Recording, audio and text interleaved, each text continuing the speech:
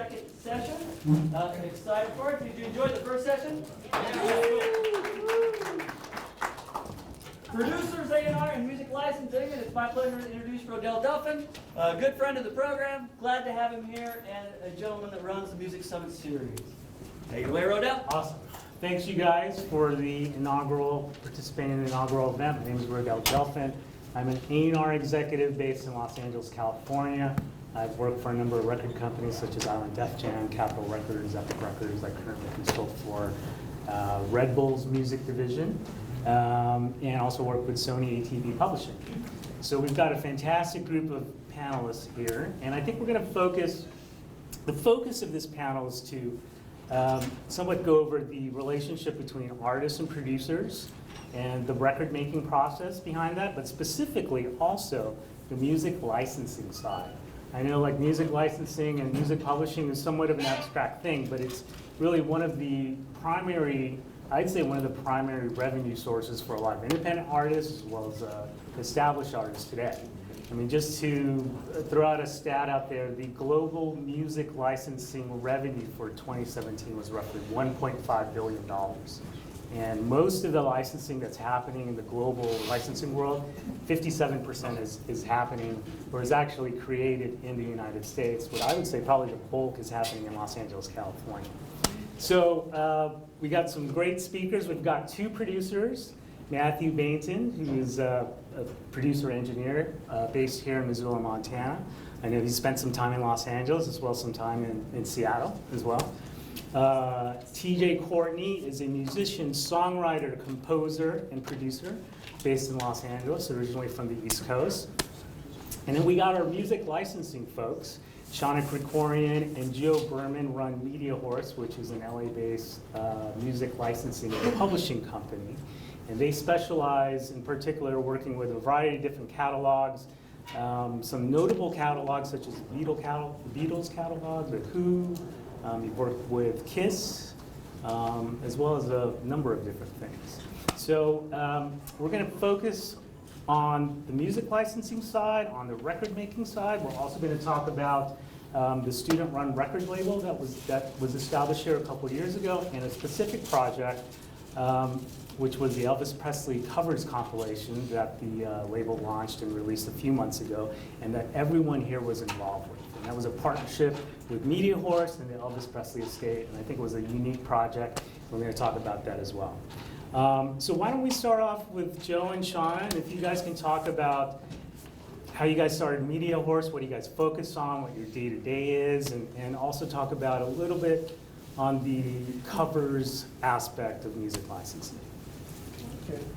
Go for it. Okay. So we started the company in 2010. We were both working for a publishing company looking after an iconic blues catalog. And that catalog was sold to BMG, one of the larger publishing companies. And it was at that point where we felt it would be a good time for us to start our own boutique, independent music marketing, licensing, publishing company. And we did it on a shoestring budget, and we just reached out to friends and family, and we just built a catalog of independent artists, and we just started getting placements in television shows, movie trailers, commercials, and it just kind of grew and grew and grew, and we're now coming up to our 8th year. And we now represent other publishing companies, other record labels. We represent catalogs from overseas. So it's kind of grown into this giant ecosystem of copyright management. Very cool. All right, Shauna, anything further to that? Day to day? In our day-to-day? Yeah. Yeah. So our days, they differ from day to day. We are often working with music supervisors, responding to briefs that we get where they're looking for music, and it can be really specific where they're naming bands that they would like us to replace, and lyric requests. Sometimes they're hitting us up for custom music or to take a song and trailerize it, which would be for a film trailer. So our days differ. We're always checking out new bands, doing A&R, bringing on new artists. So it just depends on the day. Yeah. But we're always pitching music on a daily Always pitching, basis. yeah. And we have a pretty solid database of clients globally. And we stay in touch with them we have a newsletter that we send out every month, sometimes more than one a month. And so it's all about just staying relevant and Yeah. making sure that they Very know cool. you're still around. Okay, so on the other side of the spectrum, we have TJ Courtney, who you started out as a musician, Yes. right? And so give us a little background of your genesis to what you're doing today. Yeah, so I started as a drummer, just playing in punk rock bands on the East Coast, and got called into one of the bigger bands on the scene. Nearly was signed to Maverick Records as a teenager at 16. Again, almost signed to RCA at 18. And all along the way, I was making our band's demos, and just always interested in the recording process at the same time. And after that band kind of fell apart, I started also writing and singing and started my own project, and kind of culminated in the honor of recording at the Foo Fighters Studio 606 through the Sound City Neve console. I got to have Taylor Hawkins, one of my heroes, actually play drums on 4 or 5 of my songs, I think 4. Got to jam with him. Rudy Sarzo, who played for Ozzy, he was Ozzy's original bassist, the bass player of Jane's Addiction, and just in a room with these guys jamming like any other band, and they're super down to earth and cool. But through all those years being an artist, I was always drawn to the recording process and always asking the engineers, what are you up to? Why are you doing it this way? And I think that ultimately led to me sort of taking on that producer role. And now what I do is kind of a combination of songwriter and producer. I've worked at a project with Sony ATV, which really changed how I thought about music in the licensing context. Because I think as a writer, you don't generally kind of come to it thinking, how would something be placed or where would it fit? And all those things like key lyrics, listening, I obsessively now listen to, the end of a commercial where there's just 5 seconds of something that got synced, and why did that section get synced? How can you, create a song that has, 7 or 8 opportunities, unique moments that are syncable, in 3 minutes? So those are the things I'm always thinking about, as well as, the technical engineering side. So I kind of try to combine those 2 things, and my day-to-day is I do editing for Space Camp Creative, which is a music production company, which they had the Coca-Cola anthem a couple years ago, have had some pretty big placements. So the founder's a friend of mine and sends me a lot of editing work, and then usually I try to get through that by about lunchtime and work on my own projects, producing and writing and being creative and sort of being a producer and mixing at the same time. So it's a good kind of combination of where I came from as an artist and also, sort of my new role, which has been in production and mixing. So Very cool. that's my background. Yeah. So, Mr. Matthew, originally from Seattle, is that Yes. right? Yep. And then you spent some time in LA? Yeah, about 7 years in Yeah. Hollywood. And now you're based here, Yeah. right? So you like the cold? Yeah. It's warm here too. Yeah. So I know you worked at Robert Lang Studios, which is a very prestigious studio in Seattle. Yeah. So can you give us a little genesis background of how you got into this crazy business? Well, kind of similar to TJ, I started out as a musician Mm-hmm. in Seattle, and I was fortunate enough to be playing with some really talented people, and we got some recognition and some notoriety, and ended up in some nice studios like Robert Lang and a couple other more independent ones. And I was just really intrigued by the recording process, but the producers that we were working with were all kind of hard to work with. They're kind of would take charge and kind of steamroll the session and say, this is how it's going to go, this is what we're going to get. And it was effective, but it never really felt really great, and I feel like it kind of translated to the music. Sure. So over the years, like a decade of doing that, I kind of just paid attention and realized that I cared as much about the recording side of things as I did about the musician side of things, and kind of made the move from being more of a musician to more of an engineer. You know, I had like some 8-track tape recorders and stuff when I was like a 13-year-old, and Okay. moved up to some digital recording. Does everyone remember 8 tracks? No. There's like, They sorry. was through. Most of it. I still have some 8 tracks, by the way. I still got them too. But it's funny, it's interesting that you say that, because I think there's a certain level of old school producers who are kind of like military sergeants, and it's like Yeah. their way or the highway. Yeah. And, you know, I think a big part of it, particularly working with artists, and trying to get like the best takes for them in the studio, it's all about like making them feel comfortable. Exactly. So that's what I was gonna say is I was fortunate enough to work with a producer at Robert Lang before I was working there, named Marcel Fernandez, Venezuelan. Super nice, super talented guy, and he taught me that it's mostly all about the vibe. Yeah. About like the comfortability and communication between the artist and engineer or producer, and he made us feel super comfortable when we were recording there, and I feel like it translated indefinitely into the music. And ever since then, that's been kind of my goal, is not necessarily to cater to the artist. Yeah. To listen to them, make sure they feel comfortable, they get their ideas out, and you know, I just make sure that the audio is good enough Sure. to where it's going to last a lifetime. Well, to where yeah. it could go to you or these guys or whatever they have in mind. Yeah. Well, there's a testament to the success of Rick Rubin. I'm familiar with Rick Rubin, big producer, and started Def Jam back in the day. But his mode of recording is really all about, he doesn't really spend much time in the studio for the most part. It's Right. all about pre-production with him, with the artists, and really getting them in the right headspace to think about the songs and to think about the structure, and then also just to get them in the mood where they're going to perform and record the best that they can do. You know, it's really all psychological for the most part, and you know, there's a testament to that with why he's been one of the most successful producers Right. out there. Yeah. Cool. I had a mentor tell me that, because we obsess over the microphone and the preamp.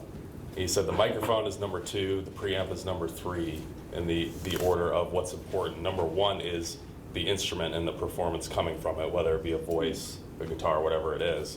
So it doesn't matter if you have the best gear on earth, if you're not able to get that great performance, you know, it's psychological. Right. And that's something that you guys encountered with the Selvis project, with some of the artists in particular, right? So let's get an idea of who's in the room. Do we have any artists in the room? Okay, got quite a few artists. Students? Quite a few students. How many seniors? All right, we got a few seniors. You guys know what you're going to be doing after you graduate? No? No idea? Neither did we. Maybe that's, you know what, that's a good question to ask you guys. So how did you get, let's start with Joe. How did you get started in the business? And what was there like a catalyst for you to like, okay, I'm gonna devote my time and career to Well, I started as a musician in Los Angeles, Okay. playing in bands. And then I kind of shifted over to the business side in the 90s. I started a little label, independent label, and released records from a lot of California bands and did some compilations and lost a ton of money doing that. So I don't wish that upon anyone. And then from there, it kind of segued into an A&R career, I guess, for many years. I did independent A&R, I did international A&R. I'd find artists overseas, groom them for the American market, and then put them on labels. And then that kind of evolved into a management run. Okay. And then from there, in the mid-2000s, I shifted over into music publishing and have I've been in Stayed in that that space sector. ever since, Sure. yeah. How about you, Shauna? I started as a music fan, and I went to journalism school at the University of Georgia, and I discovered that I did not enjoy journalism, and at least being an anchor woman and a weather girl, and I wasn't into that, nor was I any good. So when I graduated, I went and became a music journalist. In my first few years, I interviewed bands and got to hang out in recording studios and tour buses, and it was awesome. But I wasn't making any money, and I needed, I couldn't survive on going to shows and getting free CDs. So I eventually had to figure out something else, and I segued into doing artist management. And I started doing day-to-day management for an artist named Steve Tyrell, which opened many doors. I went on to work with Paul Anka and Rod Stewart and all sorts of other interesting adult contemporary types of artists and a lot of jazz. And I ran a recording studio on Sunset Boulevard for a few years as well. And it was really fun. It was a good time. Anyways, at sometime about 10 years ago, I realized I really saw the business changing, and I wasn't interested in being on the road as much. So I went into publishing and licensing, and I was at a company doing that and doing Sync, and that's where he and I met, and we decided that we wanted to do this for ourselves. Why should we make somebody else, another big company, money? Why not, do it for ourselves and call our own shots? So that's when we created Media Horse. It's very cool, and it's somewhat of a natural progression for, I think, a lot of people in the music business, where you spend your time, you pay your dues, somewhat working for some tyrant of a boss at a record label or a And I music did work for a publisher, tyrant, right? yeah. I took a lot of abuse, and then one day I was like, I'm done. This is over. Right, and you soon realize, like, I'm gonna open my own shop, Yes. right? Yeah. And work for myself. Yeah, Very and cool. not be a tyrant. Yeah. And be cool to your And be cool. employees and Yeah. assistants and whatnot. Yeah, you don't have to be a jerk. Yeah. You gotta I mean- love what you do, too. Yeah, It's all yeah. about getting up every morning and love doing what you do. And we love what we do, and we're just thankful that we have jobs that allow us. Sure. And I think an important part of that is not getting jaded, because there is a business side to the music business. So you can't get boggled down in disappointments or other stuff that can be challenging. You have to stay connected to the music and the art and why you're in it, and keep that youthful side, which generally it's the youthful side in us that got us into music, right? We fell in love with music as a teenager or a very young person. So you have to kind of continue to connect to that energy. And when you do and can, you don't become jaded. But it becomes a daily practice. Also, there's not a lot of camaraderie in this business, so you just kind of have to plan your own destiny. So, with that being said, I wouldn't say, Well- there's some stiff competition. Right. It's a saturated market. There's Yeah. a lot of competition, but if you're just starting out, you just go for it. You just do your thing, and maybe some doors will shut, but a lot of them will open. Right. So here's a question for the producers. How do you guys stay enthusiastic with your project? I mean, Shauna touched upon having the highs and lows, and definitely this business definitely caters to some highs and lows. Like, how do you guys stay into maintaining the perseverance with what you guys are doing? Well, for me personally, it's kind of, I love being an engineer, and I love working with people. And for that, doesn't necessarily touch what like the licensing people are going to do. Like, Sure. That can be totally brutal, and there is a lot of competition. But for me, what keeps me excited about it is I get to work with new people all the time, and I get to help them achieve their goals and feel good about it and give them the best product that came from them that I can, Right. And that always is really satisfying and rewarding. I don't have to necessarily worry about whether or not they're going to make it, or whether they're going to get signed, or whether Sure. their music's going to be in a movie or a commercial or whatever. Mhm. It's like at the end of the day when we shake hands and they walk out the door and they're happy, I'm happy. Yeah. So that keeps me going. It's kind of nice actually, because then you're not really tainting it with any type of commercial, targets, whatnot. There's like the purity of just producing and recording their art. Right. I mean, and that is a conversation I have, I have to ask what the goals are with the project or Mhm. with the audio. And it's not always music, sometimes it's voiceover or Right. little 30-second commercials or something like that. Sure. TJ, how about you? I know we've had discussions about, you're in your editing room and you're doing comps for a project that you're not totally into sometimes. yeah. So what's that like for you, and how do you keep going? I definitely go through some tedious times with editing and whatnot, and I think for me, the fact that I'm able to still, like on a really tedious day, I will write something at the end of the day. Like, let me make some music for myself and anchor back to, just like you said, what got you excited about music in the first place, which is just sort of that purity of it. So, and honestly, even if it's a project I'm not thrilled about, I'll take a step back and try to say, okay, what is this song trying to accomplish? What is this artist trying to accomplish? And my job is to, even if I don't particularly like it, my job is to serve that the best that I can. And sometimes I have to walk away because I'll get into like the meters and all the numbers, the mathematical side of engineering and putting out a master, which is also important, but I'll dive heavily into that and then say, okay, I need to take a step back, go on a walk and come back in the room with that musical mindset once again, and just really listen to the song and is everything I'm doing serving it the best that it can. So I always try to find that.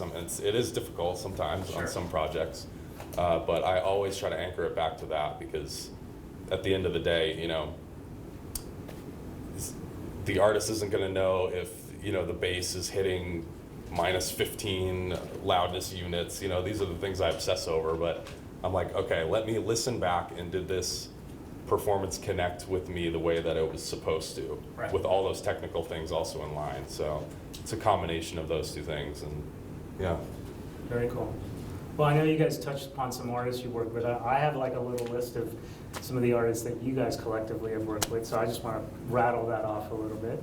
I know Rod Stewart, Paul Anka, the Foo Fighters, the Killers, Carly Simon, Avicii, Chuck Berry, pretty cool, John Lee Hooker, Yeah. right? Muddy Waters. I know for me, like AWOL Nation and Imagine Dragons, so it's like a nice little, there's a diverse taste as far as different music genres that this crew has worked with. Very cool. All right, so let's dig in on the music licensing side, and I want to talk about the covers program that you guys do, and I know it's a nice slice of your business. Joe, if you can talk about like the genesis of working with historic catalogs in some sense and recreating reimagined covers for them. Well, I think it was maybe a year after we started the company. We wanted to kind of find some ancillary revenue streams that still had a licensing tie-in. So we went out to some of the big publishers who look after a lot of big copyrights by iconic artists, and we kind of pitched them on us helping them revitalize these iconic copyrights in a cool way. So, because people have been recording covers forever, but Right. it was at a point where we were hearing like some cool renditions of famous songs in movie trailers, especially. So we went out to these publishers and we made deals with like 4 or 5 of them, and we were kind of acting as a third-party creative marketing firm, where we would produce contemporary covers that were we would go through their catalog and handpick the songs that we felt would resonate in a synchronization, in a commercial or a promo, And we took those songs and we kind of did modernized versions of these songs, flipping them completely, and it worked. Yeah. I mean, people, it started resonating with the licensing community. The supervisors were excited about it, and it got to the point where we're kind of now known as the company that has like the cool covers. Right. A lot of people are doing covers now. Right, Yeah. as we know. Yeah. It's become a hot thing in the business. Yeah. So let's do a couple examples of what you guys have done. Okay. Let's start with Elvis Presley, since obviously he's had some big hits. So I want to play, we have a Phil Collins song. Let me see. So there was an Elvis Presley song called All Shook Up. You guys all familiar with that? Remember that song? No? We'll play just up until the chorus. We're gonna get a commercial. Obviously changes people. That's how YouTube makes He it. was going to improve upon But listen for what music is happening. years Yeah. and done nothing. One of the most important things in Montana is following through. John Teskey would not come close. Okay, we don't endorse. So, give us a little background of the artists that you selected to work with to re-record this track, which was Avila, right? Do you want- Yeah, Villa. Sure. So they are a male-female indie pop duo from Michigan, from a small town in Michigan, that a manager friend of ours introduced us to probably 6-7 years ago, and we love their original songs. Very They were sec- both solo artists in their own right, and they got together just to do this project, yeah. And they also got together to make some other original music. Anyhow, we love their style, very sultry, very sexy. So we approached them with the idea of doing this cover, which then eventually grew into them doing many covers. They've now done about 15 covers for us, and we've had a lot of placements with their covers, and they've put them up online, and it's created an extra revenue stream for them in the sales of their covers, on, on the master, on the streams. So the first placement that we got with them was with All Shook Up, and it was in a Trojan lubricant. Is that right? Yeah, and it's on our website, and it was Yeah. Okay, a we'll campaign play for that. Trojan. They actually did 3 different versions of the commercial, Yeah. and they got an on-screen credit, Oh, really? and they actually sold over 250,000 downloads. Wow. So it was a Yeah. very big, Yeah. win for Okay. everybody. So we'll play a snippet of All And if Shook you Up. can see the video if you want to play. Let's the play Play the the track song. we'll Oh, play the okay. song a little bit first, and then I'll play a couple of the Okay. themes.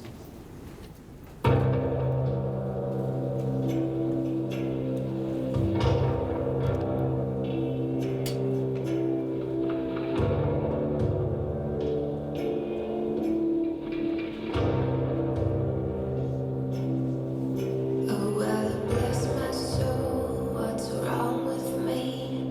I'm twitching and shaking like a leaf. My friends say I've been bitten by the bug. I'm in love, I'm all shook up. Ooh, yeah, yeah.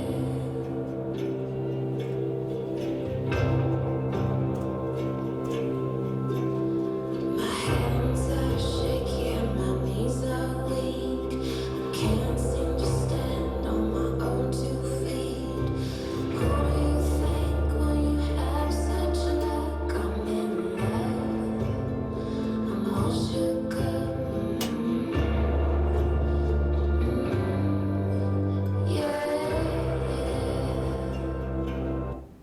Ah, that's super cool. So in the beginning, you wouldn't even recognize it. When we would play it for people, it would take them a moment to realize that it was a Presley cover because it's so unique.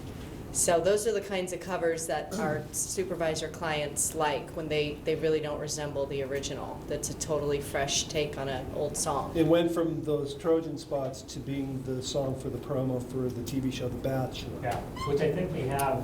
Let's Mhm. see, I think it's cute. So I think maybe Should we all the way play- to the bottom. That You one. want to do the Trojan spot? or- You can do whatever you Or want. whatever you Let's want. do the This is Bachelor. your- I think this is you the do one whatever you for want. Bachelor. Is that it?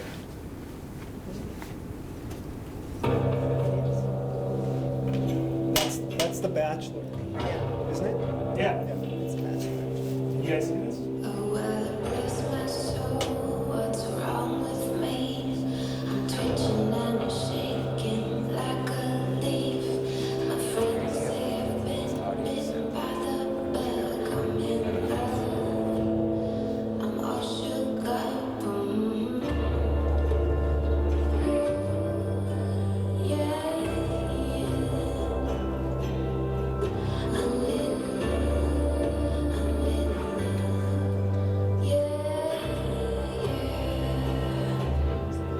Actually, It's the New Zealand one. Yeah. pretty cool, right? Okay. So there was another track that I thought was interesting. There was a remake of "In the Air of the Night" by Phil Collins, Mhm. right? So how did that come about? We went to the publisher, which at the time was Imago Music, and they own all the Broadway music, like some of the biggest Broadway musical copyrights, and they had everything from Rodgers and Hammerstein. So we did a lot of like non-traditional covers of like big My songs from favorite musicals. things, yeah. And actually, it was that band that you just heard did a cover of My Favorite Things from Sound of Music. Sure. And we put that in a Victoria's Secret holiday spot. And that kind of like launched it for them as artists doing covers.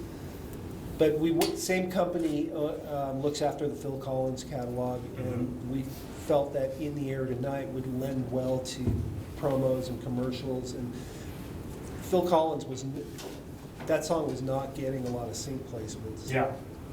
And we kind of like revitalized it and gave it new life. And it's probably our most synced It is our cover. most synced cover. Really? We Yeah. just got a sync like a month ago with it, yet again. Yeah. Wow. And this cover we did probably 6 years ago, to the point where now, when we get a quote request, we can go most favored nations, which means we can ask for the same amount on the master as you would get on the publishing, which is something you can only do when that cover really has leverage. Mhm. So otherwise you have to give a break on the master.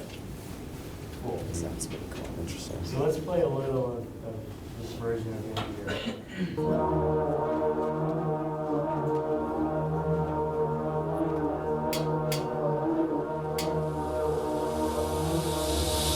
I can feel it coming in the air tonight. Oh Lord, I've been waiting for this moment for all my life. Oh Lord, can you feel it coming in the air tonight? Oh Lord, oh Lord.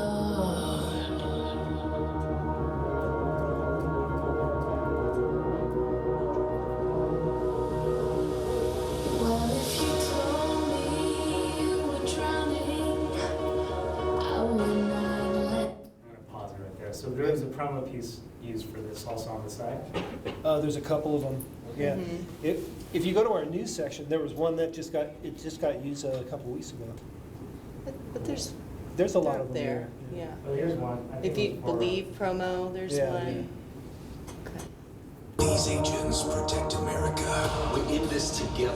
But September 29th, their biggest threat You've got a leak in your operation. comes from within. We got trouble. Intruder alert. Secure the room. She's made a lot of powerful enemies. I need air. I swear to God, if somebody hurt Hetty. On NCIS Los Angeles, the new season begins. CBS Monday, September 29th. Very cool. So there's a perfect example of how it can be used for like a TV clip, a promo clip, right? I have a question. Yes. I can't listen to that song without hearing that gated reverb drum fill. It's in there. Does that happen? Oh, yeah. Yeah. There's certain parts of a famous song you just don't want to can't change. change it, Or, yeah. yeah, it won't You be want to well hear the track? received. All right. You mean the one Mike Tyson made famous?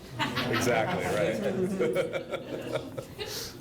Okay, so you guys kind of now get an idea of how the music licensing stuff works, and particularly reimagining, iconic songs. And I think a lot of these, just because these songs are so old, and they want the publishers want to get, and the copyright owners want to get contemporary use, because the people who write the songs they're still going to get royalties for these tracks, regardless if they recorded them or not. Yeah. Yeah. Question? About the covers, so I really like Postmodern Jukebox, and I loved SDP doing Dancing Days, Chris Cornell doing Billie Jean, and so stuff like this. So how does that work? So if somebody wanted to make a cover, they have to reach out to the publishing company, get permission. No, anybody can Great cover question. a song. That's a great question, and we were going to actually get to that. Anybody can record a cover of a song. It's just at a point where if you're going to release it commercially, whether it's retail, online, radio, you need to obtain a mechanical license, and you would need to get that from either the Harry Fox Agency, which is an online company that handles mechanical licensing for millions of works, millions of copyrights, or sometimes you can go to the publisher if it's a small independent publisher, but online through HFA, Harry Fox Agency, you can get that license. And it's typically, depending on how many copies You plan to sell. it's starting price of probably around $30. So how much you said? $30 For a year. typically. You renew it That's, every year. that's only if they want to release the song commercially. Commercially, Yeah. yeah. If you want to pitch your cover for film and TV placement, you will need to get the approval of the copyright owner or the publisher. Before you even pitch it? Yes, yes. Yeah, You because you need to be working with like a company like them. You or- want somebody working on your behalf to go get an Yeah. approval from the publishing company. You want their blessing. And a lot of these songs, like Madonna or most of the Beatles catalog, it has to have an artist approval. Yeah. So, yeah. Question? We're not really in the Q&A section, but I'm going to make an exception. This is a producer and licensing combo question. Okay? Concerning the original artist who comes into the studio, in the workflow of producing a song, you guys are probably the first touch an original artist is going to have in the process, right? At what point do you determine the splits are established and the song is clean when it leaves your desk? So when it does get released, a music supervisor can say, looks good. Without sampling, all the things that are involved in making songs today, there's so many elements that determine the splits. How do you guys know it's not going to be a mess when it leaves your desk? That would apply to an original composition, Composition. right? I'll speak to that. Sure, TJ. I always try to now make sure everybody's on the same page before the project wraps, because I am still cleaning up some legal messes from co-writes I did years and years ago.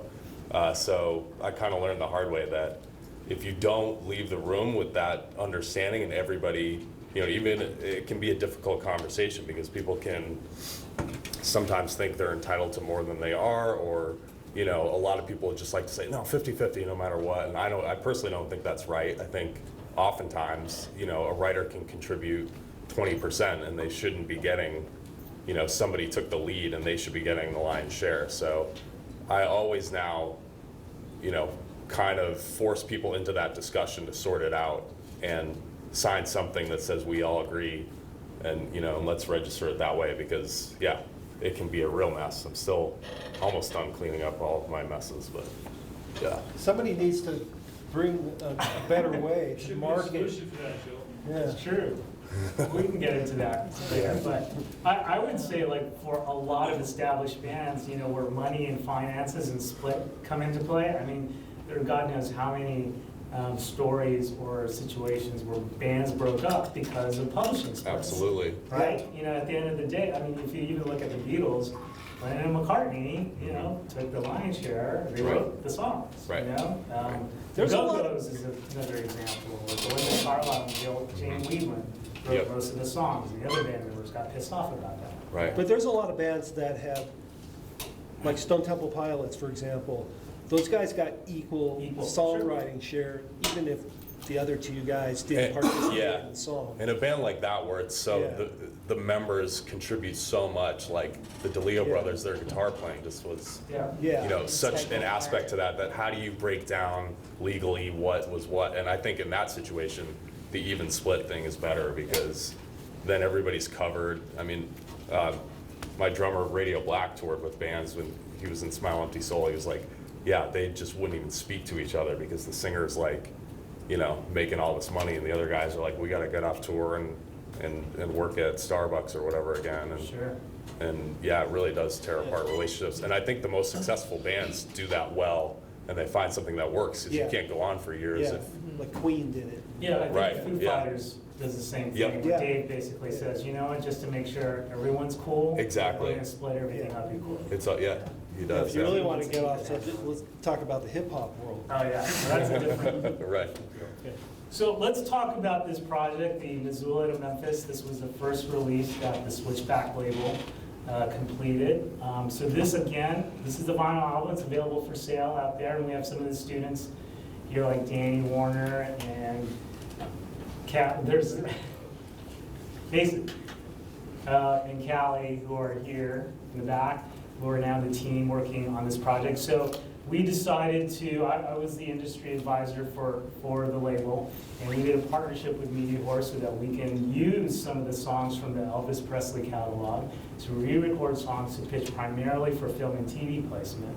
And the team selected some local Missoula artists to re-record these songs. And Matthew and TJ were kind enough to produce and record these songs for this album.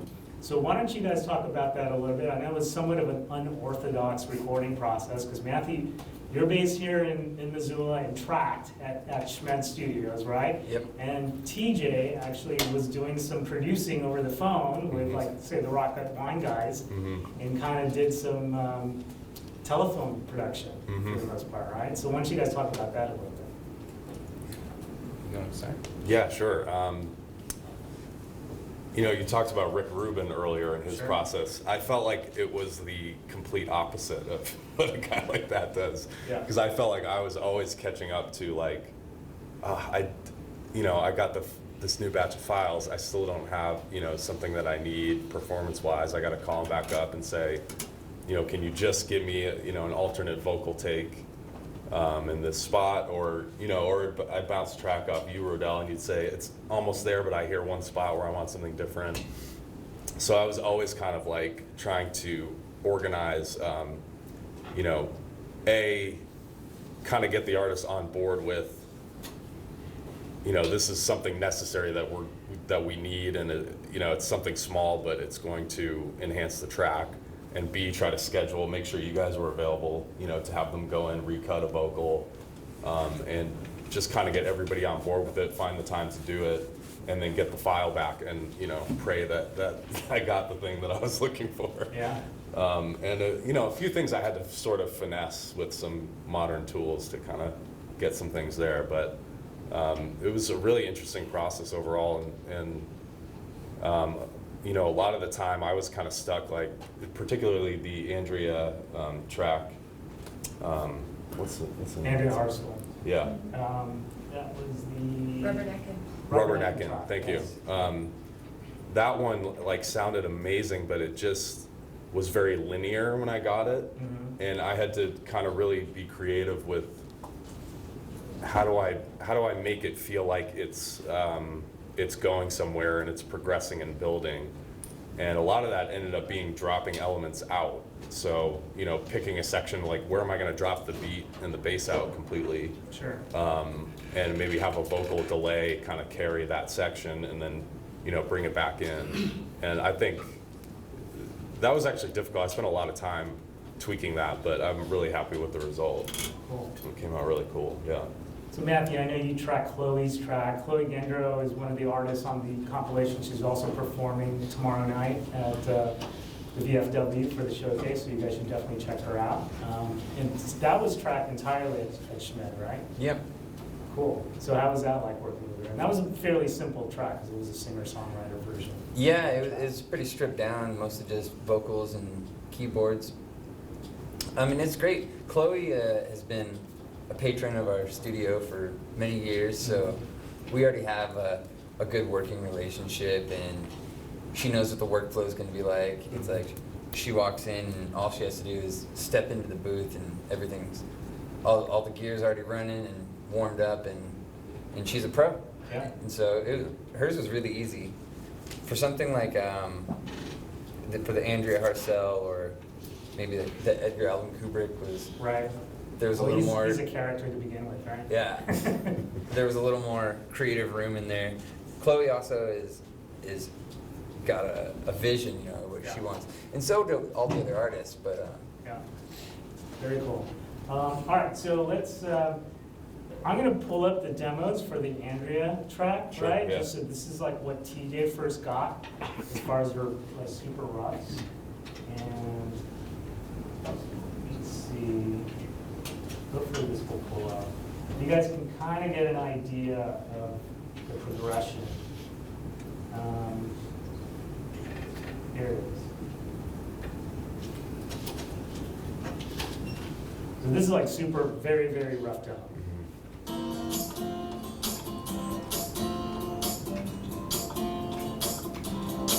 Stop, look and listen, baby. That's my philosophy.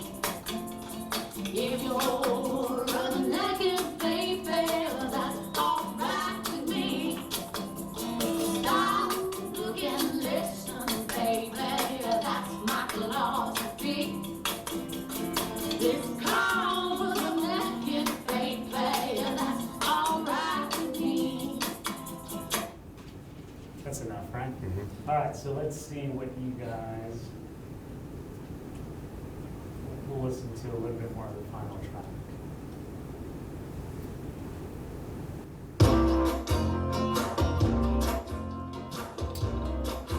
It's fuller production. Stop, look and listen, baby. That's my philosophy. If you're rubbernecking, baby, well, that's alright with me.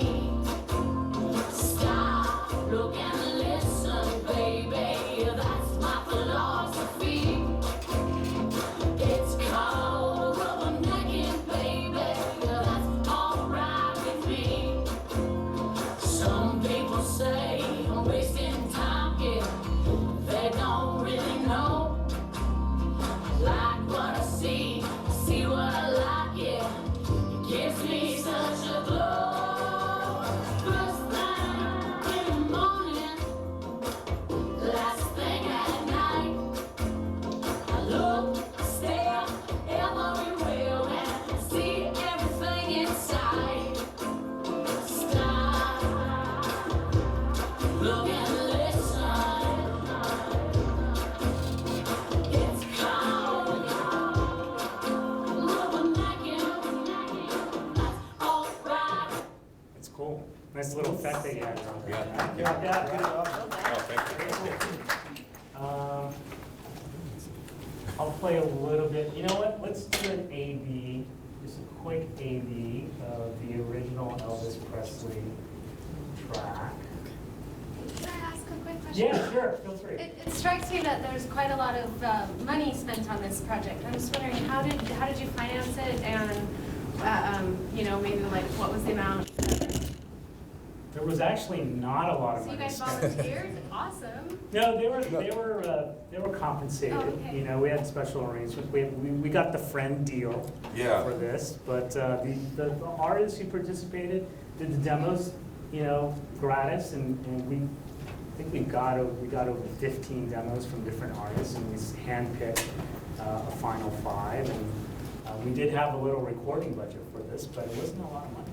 Yeah, it was the friend deals all Yeah. around, but it's, you know, to be involved with it, I just thought it was such a cool project that you're like, okay, this is really unique. I want to be a part of it, and we'll sort that out, you know. And again, you know, we have an arrangement with Media Horse, who represents the Elvis Presley estate, and so we have the rights to, they're gonna pitch it for film and TV, which is different from any other artist who is just gonna do a cover of this track. We have like a special arrangement for this. Our next one actually is a partnership with Sony ATV Publishing, who I work with, and we're working on the Motown catalog and doing some covers with original Motown tracks. So that's next. So keep an eye out for that one, which we'll probably release next year. Maybe we open it up to some questions, right? You guys kind of got like the full breadth of what these guys do and some of the projects they've been involved with, and particularly with the student label here, which is, I think, a unique project, you know, altogether. It's very different than, I work with other schools throughout the country who have music business programs and also run student-run record labels, and I know this was a very different project compared to what the other schools were doing. So yes, questions. So we'll start with a question in the back. I would do a little plug. For artists, dating artists, we are looking for demos for our next album. So if you want to reach out to us, we're really easy. A lot of us are in here. Talk to any of us afterwards. That's Callie Morris. She is the A&R director for the Switchback label here. So I know they're reaching out and scouting new artists for the next project, which, as I mentioned, is the Motown project. So anyone interested, if you want to spread the word with other artists you guys work with, please do, and reach out to you know, one of the students. Question? As far as music placement, I'm looking for those little bits like TV commercials or whatnot. If you submit a song as like an independent recording artist with a professional recording, are you talking about like a 3-minute song, or can they be longer arrangements, or are they kind of discounted because they may be like 4.5, 5 minutes? Yeah, I always think, you know, if you're writing something, like I have a project I just started actually where I'm just writing specifically for sync, which is different than writing, you know, I always was kind of writing for radio as an artist, and it is very different. I think the sweet spot's about 3 minutes. To me, it's usually shorter than, you know, I usually go 3.5 with something that's more of like a radio song, and sometimes longer. But it's more about, you know, finding key sections. There's still, you know, the arrangement of verse, chorus, bridge, chorus, the same kind of thing, but the chorus, I try to, you know, find key phrases that might be usable for a brand or a placement, and just, you know, making things melodic, but really driving home key lyrics that could be, you know, tagged and searched for. Like Coming Home, Beautiful Right, Day, yeah. Starting a Journey.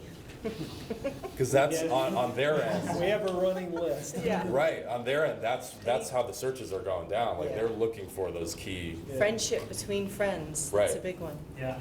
They have enough love songs, they need friendship between friends. Yeah, when you say those phrases, are you talking about those specific words? Key or lyrics. themes? Key lyrics are overall the theme of the song. When you become like too specific in any one direction, you can kind of narrow your chances of getting a placement. So you want to keep it a broad understanding. Like, is there a certain reading level that the lyrics should be written at? Reading level? Yeah, I mean, like, you know, complexity of lyrics or matter of fact. Mine's always about third grade. Simpler the better. I would say don't go beyond 6th grade. Yeah. You know, a lot of artists, what they do too is they will kind of recreate similar songs that are getting played on the radio. Like I know for a while, like the Black Keys were super popular, obviously, and they had some big radio hits, and a lot of supervisors wanted a Black Keys type song, but they Right. didn't want to pay for a Black Keys. Right. So, you know, if you can recreate something that sounds similar, a lot of artists, songwriters, composers, they check the charts, the radio charts, or, you know, the album charts, and see what's kind of popular. Question? Yeah, I think a lot of people in here that are involved in more of the independent scene of music, I don't know, for myself personally, I'm an artist, and hearing all this is like kind of demotivating because it seems like it's all about the marketability, and you like have to sacrifice your artistic direction to get placement and stuff. And I don't know, I just do you guys have any advice for like maintaining that balance between the two? Did you say you had to sacrifice your integrity? artistic No, integrity artistic- Artistic in order to integrity. get placements. I don't really agree with that. I think that you don't have to be mainstream and sound Yeah. like everybody else. There's a lot of really cool, unique songs that find their way into sync. So be you know. Absolutely. But also, if you are looking for sync, do keep in mind that if you're writing really specific songs that are very obscure in terms of lyrics or sound, it might be a little harder. It's a little more challenging, for sure. I'd say a lot of songs that get used for sync aren't necessarily radio songs. No, they're not. Yeah, it's They're a not. bit of a different thing. They're usually not singles. Yeah, We- they're not singles. We've right? placed songs that in a million years I would have never thought would have gotten placed. Yeah. Yeah. I mean, it really all depends on the spot. If it's like a trailer that's really dark, for a horror movie, they're gonna go for something that's kind of dark feeling. It could be a commercial for, I don't know, happy birthday, some kid's birthday party. They want a happy song. So it's just a matter of like, is your music going to be Or it could right be for the spot? a somber scene in a TV show. Right. Where they want something really down-tempo, somber, and it just works in the scene. You also just got to think of this is just a segment of the business that, Yeah. artists do. Yeah. There's songwriters who specifically write, just like TJ, Matthew, you work with these artists, all they do is they work on sync stuff. That's all they do. That's And a different type of business. There's a big difference between being an artist and, creating your art and then something gets synced on your album and like guys sitting in a room saying, let's write a song for sync today. Yeah. Then what you're talking about, that integrity, is probably not really there in the room at that point, but it doesn't mean as an artist, creating what you love, you couldn't get sync.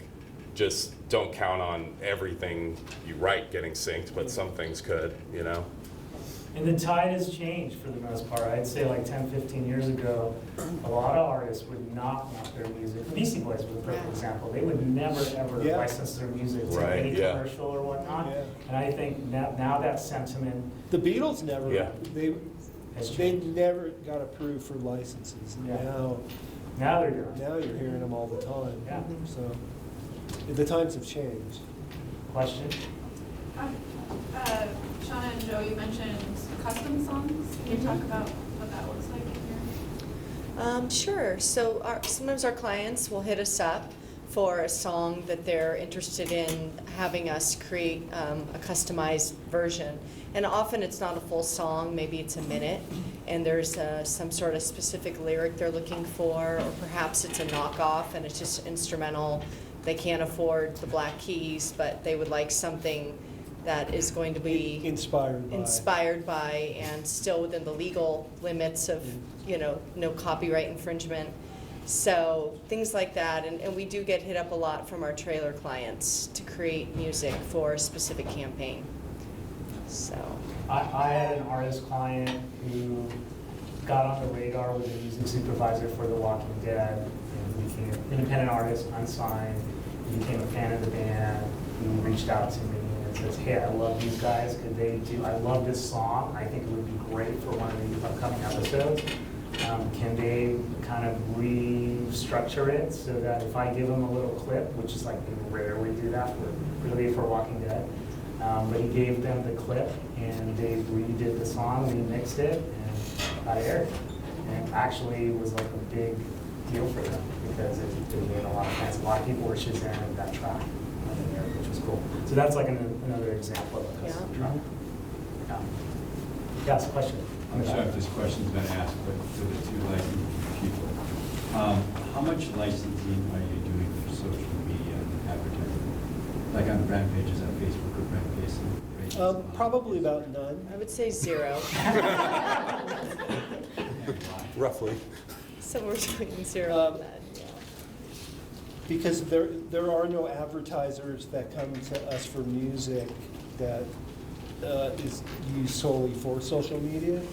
We do online. A lot of the times we'll get Define online. Anything an that's online on the ad, internet. anything that's on the web, that's like a commercial, a pre-roll commercial on a YouTube clip. or a movie trailer. Why do you think they're coming to you for a pre-roll trailer on YouTube and not some of the pre-roll that's on Facebook or Instagram? Well, just to be clear, when we give an online, when we clear for online, they can use it in social media. Yeah, they can. So they always make sure to clear it for any social media. We just don't receive any clearance requests for social media only. Specifically for social media. Yeah. We'll get a request where they'll want online rights. For everything. In perpetuity worldwide. So it could bleed over into like a Facebook or Instagram or. What percentage of that business is yours? What percentage of that is your business? Of clearing online for YouTube? A lot. A lot, yeah. 50%? Well, pretty much every clearance we do, they always request online. So anything, whether it's a movie trailer or a commercial or a TV show, they always want all full clearance for online worldwide perpetuity. So like 100%, but we don't know the exact amount that would go We don't know online. exactly how they're gonna use it. They'll come to us and clear all media Yeah. rights. So nobody's coming to you to clear tracks for just YouTube and social media? Very rarely. Correct. Yeah, Why very do you rarely think that anything that would happen. Because they can come to us and clear for all online media. Yeah, but it could be cheaper just for social media. Well, don't tell them that. Yeah, don't tell them that. I don't need to tell them that. Yeah. All right, so what are the big social media agencies that you work that are working with? There are agencies in LA that just do social media advertising. Oh, yeah. Yeah. Do you work with any of those? Because I would think they would be just asking for. Here's the deal, because those budgets are so low, a lot of those companies use production music. Probably libraries. Yeah, they go to production music libraries and they'll do either like a royalty-free catalog or they'll get $100 library tracks. They're not gonna come to us for an artist track. Yeah. Don't you think there's a huge, Instagram stories is 300 million, okay? Don't you think there's a massive opportunity there in licensing for social media music for brands? Are you familiar with so Facebook just did a deal with all the publishers and all the labels. Uh-huh. Yeah. They paid probably $1 billion just to stay out of jail. Mhm. Right? But the brand pages are not included in that deal. So they're basically launched with Instagram stories and you do stuff on Facebook stories. And there's a few other things that are probably better in the works. Don't you think there's a massive opportunity for licensing for just social media? No. Well, we opted in with that deal with Facebook through our online distributor. So anything that we have online can work for Facebook and we would see a royalty from that. I don't know if that's exactly what you're No, talking about, but. You're talking about licensing music for use. Basically, That is what we opted. basically what YouTube did is they paid a flat fee to all the publishers and labels, okay? For anything, they can use all their music, okay, for 2 years for one fee. So there's no royalties attached or anything, okay? But the brand pages, okay, on Instagram and Facebook are not included in that deal. Mhm. So if the brands want to do something on their pages, they have to get it cleared. And we do work with a lot of brands and with the ad agencies, but again, when they come to us for clearance, even if it's all media ex theatrical, because that's where it gets really expensive, when they clear for online, it's always going to be everything online. It's never Yeah. just limited to social media. Again, So my far, question is, that may don't you- change. Just for your business, don't you think I think for artists, okay, my opinion, most music moving forward is going to be listened to on streaming platforms and on social media. And I was an early advisor at Snapchat, okay? Evan, his original idea when he started Snapchat after the communications platform, okay, was to be a broadcaster. Okay? And I don't know if you saw the announcement last week, but he's basically re-upping his Viacom deal and on 12 new shows. Okay? These are all broadcast platforms now, okay? I mean, Facebook has launched their own video channel, right?